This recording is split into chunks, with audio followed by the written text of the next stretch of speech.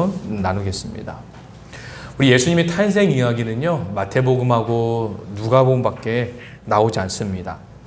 마태복음에는 예수님의 족보, 그리고 마리아가 성령으로 아기 예수를 잉태한 이야기, 그 동방박사들이 아기 예수님을 방문하고 예물을 드린 이야기, 그리고 헤롯 왕이 베들레헴의 2살 이하의 아이를 학살한 이야기, 또 아기 예수님께서 애굽으로 피신하는 이야기가 나옵니다.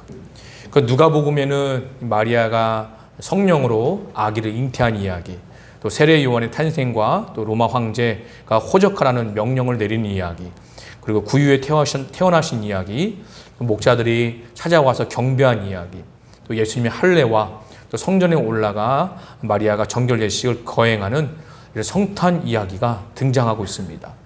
그래서 이 마태복음과 이 누가복음의 성탄 이야기를 시간적으로 한번 나열해 보면 이렇습니다. 먼저 마리아와 요셉이 약혼을 하고, 또 마리아가 성령으로 예수님을 잉태하고, 또 그 사이에 이제 세례 요한이 먼저 태어나고, 그리고 난 다음에 동방박사들이 별에 나타나고, 동방박사들에게 별이 이렇게 나타나고, 그리고 동방박사들이 메시아를 만나기 위해서 이제 출발을 하고, 그런 가중에 호적을 하기 위해서 고향에 돌아가는 명령에 따라 베들레헴으로 요셉과 마리아가 이렇게 내려가는 이야기, 또 베들레헴에서 예수님이 태어나시고 또 목자들이 와서 경배하고, 그리고 예수님이 난지 8일 만에 할례를 행하고, 그리고 마리아의 산후조리 이야기, 또 마리아가 성전에 올라가 정결 예식을 행하고, 마지막에 동방박사들이 와서 경배하고, 또 이제 그 이후로 예수님이 데리고 애굽에 피신하고, 또 베들레헴의 유아 학살 사건이 이렇게 나열할 수가 있습니다. 특별히 이 많은 성탄 이야기 중에 오늘 성탄절을 맞이하여서 우리 성도님과 함께 생각해 볼 것은 왜 우리 예수님께서 구유에 태어나셨는지 하는 것과, 그리고 예수님이 태어난 소식을 가장 먼저 천사들이 이 목자들에게 알려줬는지 하는 이야기를 통해 우리가 예수님이 이 땅에 오신 이유를 한번 생각해 보도록 하겠습니다. 먼저 성경에 보면 1절에 그때 가이사 아구스도가 영을 내려 천하로 다 호적하라 하였으니 라고 말합니다. 이 가이사 아구스도는요, 로마의 황제죠. 그러니까 누가복음의 이 2장의 말씀은 당시 세계를 지배하는 로마를 이 배경으로 이 성경을 시작하고 있습니다. 이 가이사 아구스도는요, 옥타비아누스라고 하는 본명을 가지고 있습니다. 이 로마의 황제가 다 호적하라라고 했던 것은 뭐냐면, 호적은 인구 조사를 하는 목적으로 하는 거죠. 두 가지 이유가 있습니다. 하나는 로마가 다스리는 제국에서 세금을 징수하기 위한 목적으로 인구가 몇 명이 되는지 조사하는 이유가 있고요. 또 한 가지는 로마 제국의 효율적인 통치를 위해서 이 사람들을 숫자를 세우려고 하기 위해서 호적을 시행했다라고 하는 겁니다. 근데 이 호적을 이제 시행할 때에 구레뇨가 수리아의 총독이 되었다라고 얘기하죠. 근데 우리는 1절, 2절은 가이사 아구스도 황제가 누군지, 수리아가 어딘지, 구레뇨가 누군지 잘 모릅니다. 우리나라 이야기가 아니라 외국의 이야기 때문에. 그런데 우리가 1절, 2절을 통해서 우리가 알 수 있는 것은 뭐냐면, 예수님께서 이 땅에 태어나신 일은 누가 이렇게 지어낸 이야기가 아니라는 겁니다. 이 이야기는 뭡니까? 바로 역사적인 사실이다라고 하는 거죠. 다시 말하면 아기 예수님께서 하나님의 아들로 이 땅에 오신 것은 누가 지어낸 얘기가 아니라 분명한 우리 인류 역사의 한 부분이다라고 하는 것을 말하고 있다는 겁니다. 그렇기 때문에 우리 성도님께서는 가장 먼저 믿어야 될 것은 예수님께서 하나님의 아들로 우리를 구원하시기 위해 이 땅에 오셨다는 이 사실을 믿음으로 받아들여야 된다는 겁니다. 이런 사건 속에서 이제는 이 황제의 명령으로 모든 사람이 호적하러 각각 고향으로 돌아갔다라고 말합니다. 그런데 이제 어떻게 넓은 범위 내에서 이제 조그만 범위로 성경이 좁아지죠.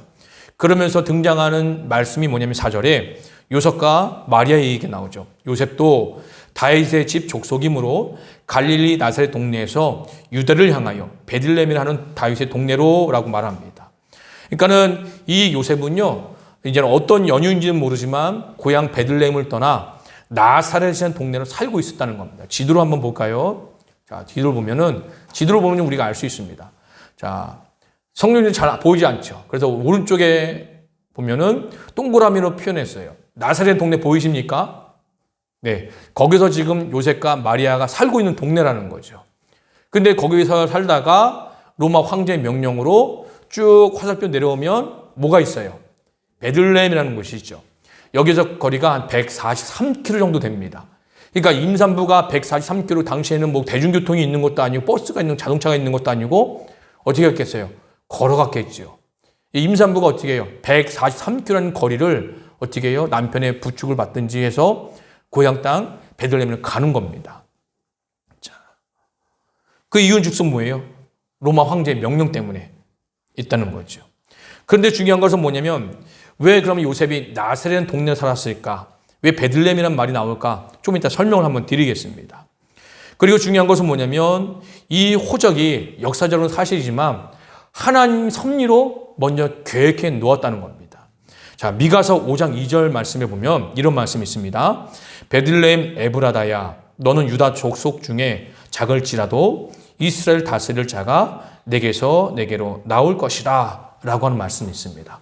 그러니까 미가서 5장 2절 말씀에 예수님께서 베들레헴이 탄생할 것을 예언하고 있는데 로마의 황제의 명령에 따라 이 요셉과 마리아가 어떻게 해요? 나사렛 살다가 베들레헴 가는 그 중에 나왔잖아요. 그러니까는 뭐예요? 이 모든 것이 다 하나님의 섭리로 예언의 성취된 사실이다라고 하는 것을 우리가 알 수 있다는 겁니다. 그렇게 어떻게 해요? 베들레헴에 갔는데 참 문제는 뭡니까? 이제 거의 뭐예요? 이제는 아기가 나올 때가 됐다는 거죠. 그런데 중요한 것은 뭡니까? 이 가는 도중에 여관에 묵었는데, 여관에 들어갔는데, 여관에 사람들이 너무 많아서 이 아기 낳을 장소가 없었다는 거예요.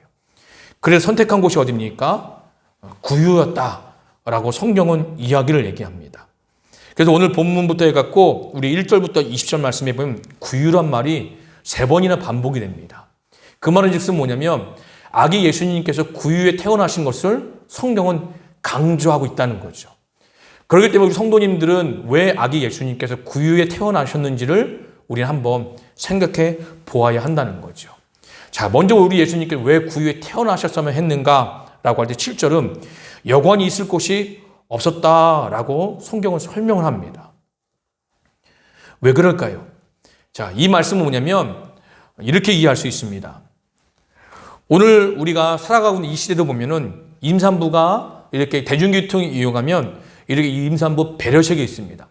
버스도 그렇고 전철도, 우리 제주에는 전철이 없지만 전철도 보면 임산부들이 있으면 많은 사람들이 어떻게 해요? 양보를 하거나 혹은 임산부가 앉을 수 있는 자리에 앉을 수 있도록 하죠. 그런데 오늘 본문에 보면 이 임산부가 사람들 눈에 보였을 거예요. 왜요?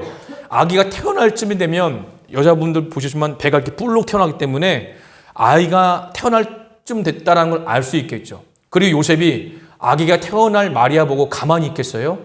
좀 방 좀 내어달라고, 아기가 태어날 건데 좀 이 자리 좀 양보해달라고 하지 않았겠습니까? 그럼에도 불구하고 성경은 어느 누가 아기 예수님 태어나기 위해서 자기가 묵고 있는 이 방을 내어줬다라고 성경은 말하지 않습니다. 그러면서 하는 말이 뭡니까? 여관에 있을 곳이 없었기 때문에 어쩔 수 없이 예수님이 구유에 태어났다라고 성경은 이야기를 하죠. 그 이유가 뭐냐?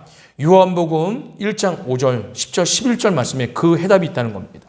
자, 1장 5절에 보면 같이 한번 읽어볼까요? 시작. 빛이 어둠에 빛이 돼 어둠이 깨닫지 못하더라 라고. 이것은 무슨 말입니까? 아기 예수님께서 하나님의 아들 메시아였다고 한다면 아마 이 중에 누구라도 내가 묵고 있는 이 방을 빌려줬을 거라는 거죠. 내어줬을 거라는 거죠. 그런데 이 아기 예수님이 태어난 분이 하나님의 아들인 건 몰랐기 때문에 내 거를 어떻게 해요? 줄 수가 없었다라고 우리가 이해할 수 있다는 거죠. 자, 그리고 10절, 11절입니다. 요한복음 1장 10절, 11절 같이 읽어볼게요. 시작. 그가 세상에 계셨으며 세상은 그로 말미암아 지은 바 되었을 때 세상에 그를 알지 못하였고 자기 땅이 오매 자기 백성이 영접하지 아니하였으나 라고 말합니다. 그러니까 여관에 있을 곳이 없음이라 라고 이 말씀을 우리가 어떻게 이해해야 하면 우리가 하나님의 아들 예수님이 이 땅에 오신 것을 기뻐하지 않았다 라고 하는 거죠. 그래서 마태복음의 저자가 하는 얘기가 무엇입니까? 아기 예수님이 이 땅에 오실 때 그 당시에 왕이었던 헤롯이 어떻게 해요? 그 아기를 죽이려고 했다라는 이야기를 통해서 메시아가 이 땅에 오신 것을 그 누구도 반기지 않았다라고 했던 것입니다. 그러니까 여관에 있을 곳이 없음이라 하나님의 아들 예수가 우리 구원을 위해서 이 땅에 오셨음에도 불구하고 그 어느 누구도 그 예수님을 반가워하지 않았다라고 우리는 이해할 수 있다는 거죠. 그래서 어쩔 수 없이 예수님 태어나신 곳이 어디라고요? 구유였다라고 합니다. 그런데 저도 마찬가지로 우리 모두는 예수님 태어나신 곳을 마구간이라고 하죠. 그 마구간이라면 그 의미가 달라집니다. 마구간의 의미는 뭐예요? 말이 있던 곳이죠. 성경에서 말의 의미는 전쟁입니다. 그리고 이 말을 의미할 때 당시에 로마 제국이 말을 관리했어요. 왜 그렇습니까? 전쟁을 위해서 필요했던 수단이 말이기 때문에.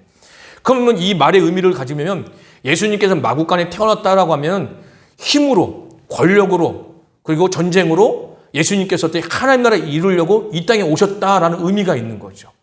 그럴 때 예수님께서 공생애 때 예루살렘 입성할 때 나귀가 아니고 말을 타고 입성하셨다는 거예요. 우리가 마구간을 생각하면. 하지만 성경은 마구간을 얘기하지 않습니다. 구유는 뭘까요? 여물통이죠. 다시 말하면 우리는 표현하면 밥그릇입니다. 그러면 이 누구의 밥그릇이야? 라고 할 때면 이 구유는 바로 뭐예요? 그 주변의 양들의 여물통이다라고 이해할 수 있다는 거죠.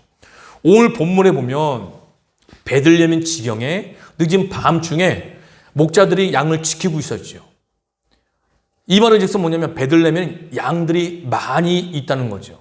우리 신산리 지역의 특산품이 무엇입니까? 제가 알기로는 무라고 알고 있습니다. 맞나요? 예. 그럼 베들레헴의 특산품이 뭘까요? 양이었다는 거죠. 그러니까 모든 우리는 어떻게 해요? 양을 위한 우리였다는 겁니다. 그런데 밤늦게 목자들이 양을 지키고 있었기 때문에 그 양의 우리가 비어 있어서 그 여물통에 예수님께서 태어날 수 있었다는 거예요. 그러면 한번 생각해 보면 왜 그러면은 이 베들레헴엔 양을 많이 키우고 있었을까요? 지도 다시 한번 볼까요? 자, 지도를 다시 보면 베들레헴 조금 위쪽에 보면 제가 예루살렘에 동그라미를 쳐놨습니다. 보이시죠? 베들레헴 예루살렘과 거리가 8km밖에 안 돼요. 그러니까 예루살렘의 주된 한일이 무엇입니까? 성전이 있죠. 유대인들은요 최소 1년에 3차례 성전에 순례길을 떠나야 됩니다. 그 빈손으로 가느냐? 아니에요. 성전에 올라가는 이유는 뭐냐면 하나님 앞에 번제를 드리고 화목제를 드리고 속죄제를 드리고 속건제를 드립니다. 그럼 이 모든 제사를 드릴 때 필요한 게 뭡니까? 재물이에요, 재물. 근데 재물은 그 당시에는 돈으로 드릴 수 있는 게 아닙니다. 멀리서 오던 분들은 뭐냐면 그 내가 준비한 키우는 양을 가지고 오거나 혹은 소를 갖고 왔다고 생각해 보세요. 먼 길 오면서 소가 어떻게 해요? 상하거나 병이 들면 재물로서 가치가 없습니다. 그럼 하나님께 바칠 수가 없거든요. 그래서 먼 곳에서 예루살렘에 올라온 분들은 돈을 가지고 왔다가 성전 들어가기 전에 그곳에서 어떻게 해요? 내 수준에 맞는, 내 형편에 맞는 재물로 바꾸는 거예요. 그 중에 가장 많이 소요되는 게 뭐예요? 양이었거든요. 그러니까 예루살렘에서 하나님께 바칠 양을 수요가 많지 않습니까? 이 수요를 위해서 어디서 공급해야 돼요? 예루살렘에 가까운 지경에서 양을 키워서 예루살렘 성전의 제물로 공급을 해야 되겠죠. 그럼 가장 가까운 곳이 어디입니까? 베들레헴이었다는 거예요. 그래서 이 베들레헴에 키우는 양들은 잡아서 먹으려고 하는 양들이 아니라 다 희생의 제물로서 예루살렘의 성전에 바쳐질 제물로 쓰이는 양들이었다는 겁니다. 그래서 이 양을 잘 키우면 예루살렘에 가져다면 사람들이 희생의 제물로 어떻게 해요? 돈을 가지고 그거를 사서 하나님 앞에 그 양을 어떻게 해요? 번제와 화목제와 속죄제와 속건제로 드리기 위해서 어떻게 해요? 이 양이 소요됐다는 거죠. 이것을 위해서 베들레헴은 과거 구약의 시대부터 다윗의 시대부터 보면 다윗이 하는 일이 뭐였어요? 왕이 되기 전에 아버지 집에서 양을 치는 일을 했죠. 그러니까 베들레헴에는 항상 뭐예요? 양을 치는 일들이 많았다는 거예요. 그러니까 예수님이 태어나신 구유는 뭐예요? 양들이 먹는 밥그릇이었다라고 하는 거죠. 그렇다면 어떤 의미가 있을까요? 예수님께서 처음 공생에 시작할 때에 세례 요한이 예수님께 자기가 오는 것을 보고 하는 이야기가 있습니다. 뭐라고 그랬습니까? 보라, 하나님의 어린 양이다 라고 합니다. 무슨 의미일까요? 예수님께 구유의 양의 우리의 구유에 태어났다는 의미 뭐예요? 당시에 희생의 제물인 양처럼 예수님께 이 땅에 오신 이유는 무엇이다? 죄와 허물로 죽었던 우리의 제물이 되기 위해서 이 땅에 오셨다는 거예요. 그 의미를 담고자 누가복음 1장부터 2장 1절 20절까지의 말씀에 구유 세 번을 강조해서 말하면서 예수님께 구유에 태어나신 것은 우리의 희생의 제물이 되기 위해서 낮고 천한 곳에 오셨다라고 하는 것을 저자가 우리에게 말하고 있다는 겁니다. 그렇기 때문에 이 성찬의 기쁨에 우리는 어떻게 해요? 기뻐할 수밖에 없다는 것이요. 또 하나 이겁니다. 자, 오늘 본문에 보면은 천사가 8절에 보니까 그 지역의 목자들이 밤에 밖에서 양을 지키더니 주의 사자가 곁에 서고 주의 영광이 그들을 두루 비추매 크게 무서워한지라 하며 10절에 이렇게 말합니다. 천사가 이르되 무서워하지 말라. 보라, 내가 온 백성에게 미칠 큰 기쁨의 소식을 너에게 전하노니 오늘 다윗의 동네 너희를 위하여 구주가 나셨으니 곧 그리스도 주시니라 라고 말하면서 아기 예수님께서 그리스도 이 땅에 태어나심을 가장 먼저 천사들로부터 그 소식을 전해드린 사람이 누구였다고요? 목자였다는 겁니다. 왜 그러면 하고 많은 사람 중에 목자였을까? 라고 생각해 보겠습니다. 자, 먼저 창세기 46장 34절에 보면 이런 말씀이 있습니다. 애굽 사람은 다 목축을 가증히 여기니라 라고 해요. 이 말의 뜻은 뭐냐면 빌려서 말이지만 이스라엘 사회에서도 목축을 하는 이들은 어떻게 해요? 낮고 천한 직업이었다는 겁니다. 오늘날에도 우리 사회 속에 보면 좋은 직업이 있고 나쁜 직업이 있잖아요. 보통 좋은 직업이라면 뭐 대기업에 가거나 돈을 많은 직업에 가거나 혹은 뭐 지식으로 사람들 가르치는 일을 하면 좋은 직업이라고 합니다. 그래서 뭐예요? 뭐 사자로 끝나는 직업을 선호하게 되죠. 하지만 우리 이 땅 가운데서 가장 천한 직업을 뭐라고 얘기해요? 몸으로 움직여서 고된 노동하는 직업을 낮고 천한 직업이라고 얘기를 합니다. 근데 이런 직업의 귀천은 우리 이 시대뿐만 아니라 과거에도 있었다는 겁니다. 흔히 이스라엘 사회에서 가장 엘리트 직업은 누굴까요? 제사장 직분, 그리고 말씀과 율법과 관련된 일 바리새인들, 서기관들, 뭐 이런들이 좋은 직업을 가지겠죠. 그리고 어떤 직업이 가장 천할까요? 몸으로 하는 직업들, 목수, 그리고 이런 목자들, 낮고 천한 직업이었다는 겁니다. 그런데 천사가 이 목자들에게 예수님 탄생의 소식을 이렇게 전했다는 이유는 뭐냐면 뭡니까? 예수님께서는 흔히 말하는 이 사회 기득층들을 위해서 오신 분이 아니라는 거예요. 만약에 예수님께서 권력 있는 자들, 힘 있는 자들, 권세 있는 자들을 위해서 오셨다고 한다면 구유에 오지 않으셨겠죠. 아마 누구나 다 알 수 있는 편하고 좋은 곳에 태어나셨을 겁니다. 그리고 이 소식은 그들만의 소식이 됐겠죠. 하지만 이 목자들이 전했다는 건 뭐냐면 예수님께 이 땅에 오신 이유를 말씀하는 거죠. 뭐예요? 그들만을 위한 예수님이 아니라 우리를 위해 오셨다는 거죠. 우리는 어떻습니까? 그냥 보통 사람들이죠. 뭐 언론에서 누구 얘기하면 다 아는가요? 누가 지나가면 인기 스타라고 해서 우리한테 사인 받으려고 하나요?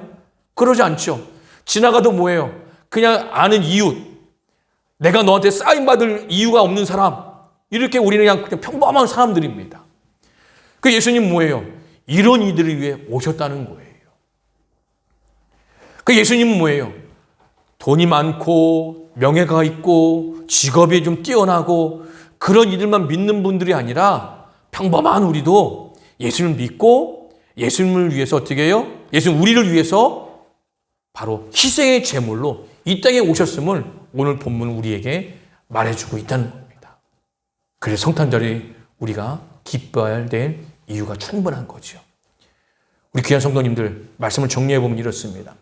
우리 예수님께 이 땅에 오신 이유는 바로 평범한 우리들이 죄와 허물을 구원하시기 위해서 희생의 제물로 이 땅에 하나님의 아들이 우리의 육신의 몸을 입고 오셨다는 겁니다. 그 얼마나 감사한 일입니까? 얼마나 기뻐할 일입니까? 그러니까 오늘 우리 귀한 성도님들은 세상의 모든 근심 걱정 다 내려놓고 주 안에 기쁨을 누리는 귀한 한 날 되기를 간절히 소망합니다. 다 같이 일어나시겠습니다.